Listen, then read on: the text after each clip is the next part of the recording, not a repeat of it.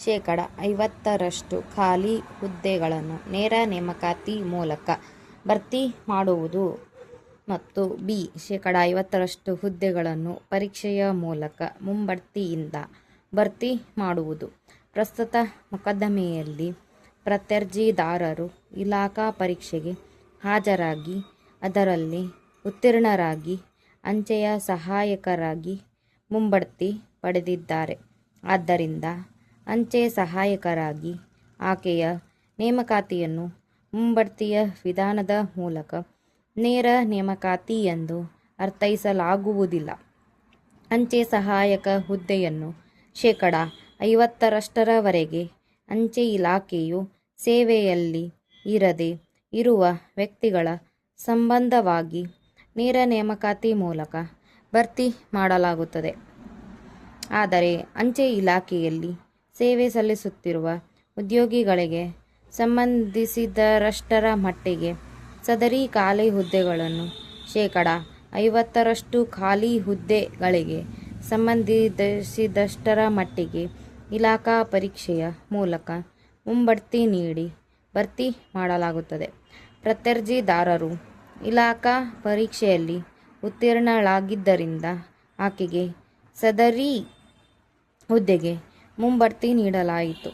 ಈ ಸಂದರ್ಭಗಳಲ್ಲಿ ಇದನ್ನು ಕುರಿತು ನೇರ ನೇಮಕಾತಿ ಎಂದು ಅರ್ಥೈಸುವಲ್ಲಿ ಮತ್ತು ಆ ಮೂಲಕ MACP 3ರ ಅಡಿಯಲ್ಲಿ ಪ್ರತ್ಯರ್ಜಿದಾರರ ಮೊಕದ್ದಮೆಯ ಪರಿಗಣನೆಯ ಉದ್ದೇಶಕ್ಕಾಗಿ ಇದನ್ನು ಹೊರತುಪಡಿಸುವ ಮೂಲಕ ತಪ್ಪೆಸಗಿದೆ.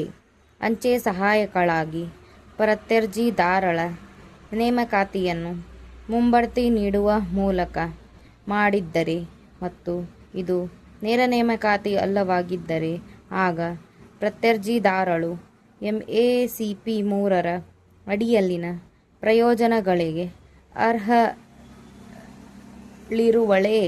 ಎಂದು ಖಚಿತಪಡಿಸುವಾಗ ಇದು ಪರಿಗಣನೆಗೆ ತೆಗೆದುಕೊಳ್ಳಬೇಕಾದ ಒಂದು ನಿರ್ಣಾಯಕ ಸಂಗತಿಯಾಗಿದೆ ಎಂದು ವಾದಿಸಲಾಯಿತು. ಪ್ರತ್ಯರ್ಜಿದಾರರು ಇಲಾಖಾ ಪರೀಕ್ಷೆಯಲ್ಲಿ ಉತ್ತೀರ್ಣಳಾಗಿ ಅಂಚೆ ಸಹಾಯಕ ಹುದ್ದೆಗೆ ಮುಂಬಡ್ತಿ ಹೊಂದಿರುವುದರಿಂದ ಮತ್ತು TBOP ಯೋಜನೆ ಹಾಗೂ BCRS ಯೋಜನೆಗಳ ಅಡಿಯಲ್ಲಿ ಪ್ರಯೋಜನಗಳನ್ನು ನೀಡಿರುವುದರಿಂದ ಆಕೆಗೆ MACP 3ರ ಅಡಿಯಲ್ಲಿ ಪುನಃ ಪ್ರಯೋಜನಗಳನ್ನು ನೀಡಲಾಗುವುದಿಲ್ಲ.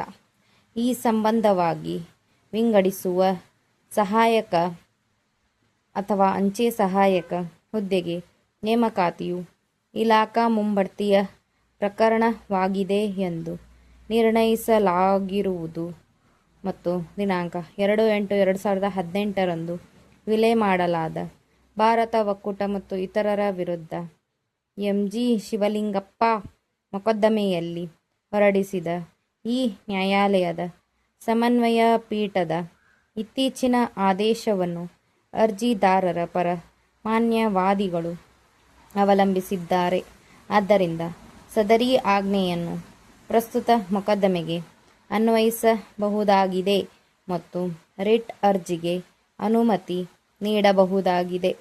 ಇದಕ್ಕೆ ಪ್ರತಿಯಾಗಿ ಮೊದಲಲ್ಲಿ ಅರ್ಜಿದಾರರ ಪರ ನ್ಯಾಯವಾದಿಗಳು ಉಲ್ಲೇಖಿಸಿದ ಈ ನ್ಯಾಯಾಲಯದ ಬೆಂಗಳೂರು ಪೀಠದಿಂದ ಹೊರಡಿಸಲಾದ ಆದೇಶವನ್ನು ಅದರಲ್ಲಿನ ಪ್ರತ್ಯರ್ಜಿದಾರರ ಸುನಾವಣೆಯಲ್ಲಿದೆ ಹೊರಡಿಸಲಿರುವ ಆದೇಶವಾಗಿದೆ ಎಂದು ಮತ್ತು ಆದುದರಿಂದ ಪ್ರಸ್ತುತ ಮೊಕದ್ದಮೆಗೆ ಅನ್ವಯವಾಗಬೇಕೆಂದು ಅರ್ಥೈಸಲಾಗದು ಎಂದು ಪ್ರತ್ಯರ್ಜಿದಾರರ ಪರ ನ್ಯಾಯವಾದಿಗಳು ನಿವೇದಿಸಿಕೊಂಡಿದ್ದಾರೆ.